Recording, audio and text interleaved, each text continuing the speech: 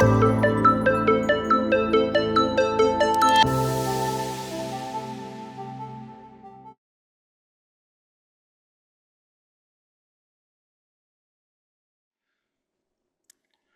Dr. Matthew Davids from the CLL Center here at the Dana-Farber Cancer Institute in Boston, and very happy to be joined today by my colleague here at Dana-Farber, Dr. Inhye Ahn, who I'll allow to introduce herself.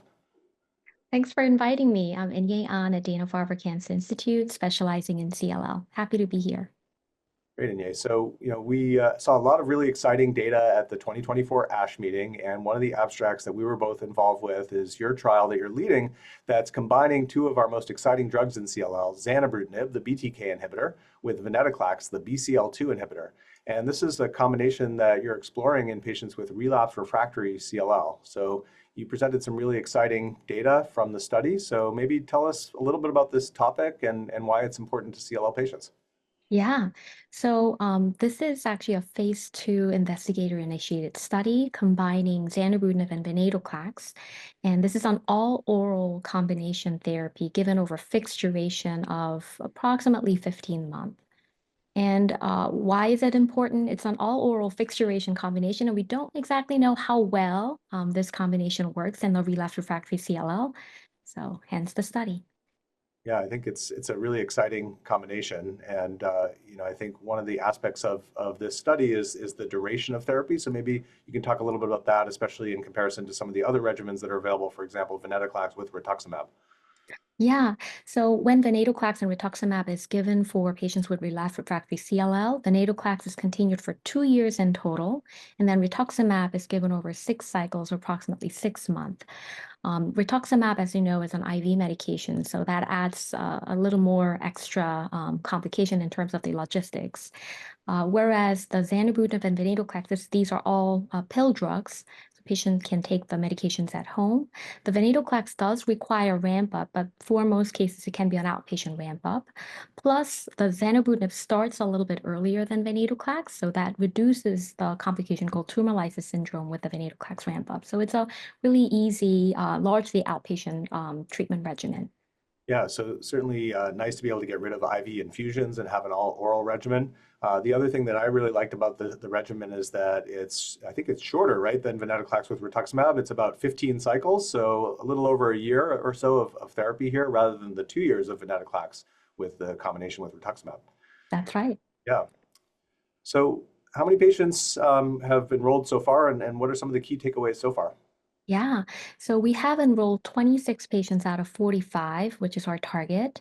And vast majority of our patients are still ongoing therapy, which is a great news. They're tolerating treatment really well.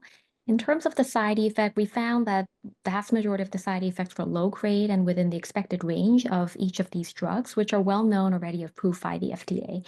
So the combination was overall very well tolerated. In terms of the effectiveness, we haven't had the end of treatment response yet. So in the midway through the study, 95% of the patients actually responded to the treatment, which is exciting. 95%. That's Yeah. that's very high, especially for a population that's relapsed after other therapies. So that's really exciting for patients. Um, so that's great. So it sounds like the study is still ongoing, right? So if patients are interested in potentially participating in the study, how can they learn more? Yeah, so please contact me, and we have a new patient referral line at Dana-Farber as well. I'd be happy to see you. We're especially interested in patients who have been exposed to one of these targeted agents in the past, stopped it for any reason. It could be progression, it could be because of patient preference, or they just completed the prior treatment. So if you're in one of these categories, we'd be happy to see you and talk about the study. So right now, you would need to come to Dana-Farber to see one of us to be on the study. But if you're interested in learning more, we're happy to kind of explain more if you reach out to us. When do you anticipate the study might be finished? We're hopeful that by mid this year, the study will complete accrual of the two main cohorts. Okay. The last cohort is actually for the exploratory cohort of patients who have been progressing on a previous BTK inhibitor. So that cohort make a little more time. So it'd sort of be like a patient whose CLL is getting worse while they're on a BTK inhibitor, and the idea is to then add in venetoclax to zanubrutinib. That's right. That's right. Great. Well, really exciting work. Any final thoughts for the audience? Um, I think the all oral combination is making its way in the CLL world. For instance, the Amplify study has also been presented at this year's ASH. That includes the combination of Acala and Venetoclax. So I think there's a role of doublet combination in the CLL world, and I'm glad to see this option coming through the clinical trials.